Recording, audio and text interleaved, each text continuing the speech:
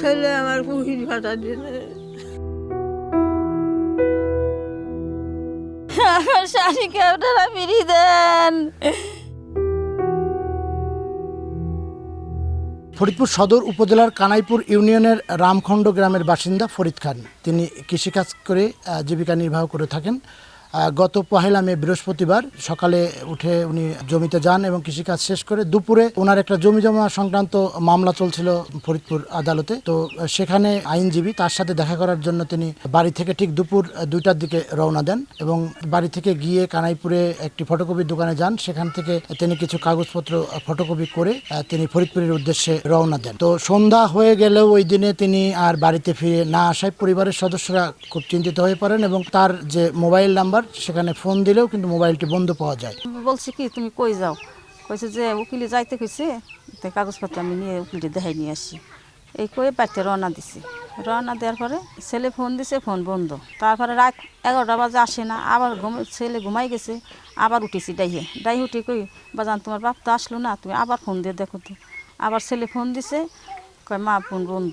দেখতে দেখতে রাত পাই গেছে। হ্যাঁ হ্যাঁ সকালে এনে কই কি আসলো না, আত্মীয় স্বজনের বাড়ি ফোন দিয়ে জানাজানি করতেছি, কই গেল আসে না কেন। আমরা যোগাযোগ করে আমরা থানায় গেছি।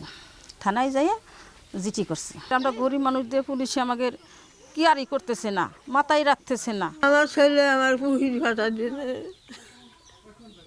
আমার কাছে ভাতা নেন, আমার সেটা ডাক দিই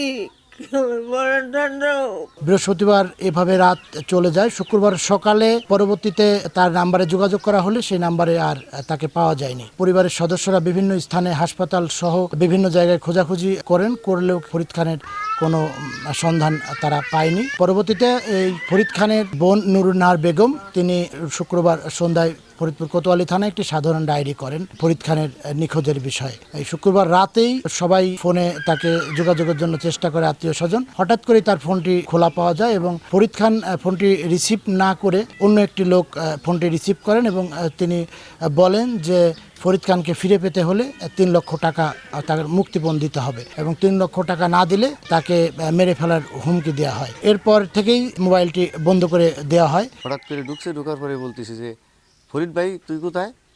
আমি ফরিদ না তুমি কে? ফরিদ করবেন না, ভাই করবেন না, আপনি টাকা 3 লাখ দিবেন, দিয়ে তারপরে আপনি ভাই সন্ধান করবেন। মানে ফরিদ ভাইরে টাকার সন্ধান টাকা দিতে হবে, ফরিদ ভাইরে সন্ধান করতে হবে, কারণ কি? কারণ নাই, টাকা গোছান, পরবর্তীতে ফোন দিন। এই করে ফোন বন্ধ। 15-20 বিঘে জমি নিয়ে মামলাটা চলতেছে, ওর রায়ের পথে ওর পক্ষে হবে। আমার সন্দেহ যে ওরা এই কাজটা করছে। যারা আমার বাইক অপহরণ করছে, আমি মনে করি প্রশাসন অতি তাড়াতাড়ি তাদেরকে গ্রেপ্তার করে আমার বাইকে উদ্ধার করবে। ফোন দিলে বলে টাকা গুছান, আমরা সবসময় বলি যে আমরা টাকা গুছানো হচ্ছে কোথা থেকে আমার চাচাকে নিব। প্রশাসনকে বলছি, প্রশাসন কোনো পদক্ষেপই নেয় না। তারা বলে কি যে এটা আজ দেখতেছি আমার প্রসেস চলতেছে, কাজ এরকম একটা মানুষ 1 সপ্তাহ গুম হয়ে রয়েছে, অথচ আজ পর্যন্ত আমার চাচা খুঁজে পাইলাম না। আমার একই দাবি যে প্রশাসনের কাছে আবদার করে আমার ভাইটারে ফিরে দিকে আমার বুকে। পরিবারের সদস্যরা বিভিন্নভাবে ওই মোবাইল নাম্বারে যোগাযোগের চেষ্টা করলেও মোবাইল বন্ধ পাওয়া যায়।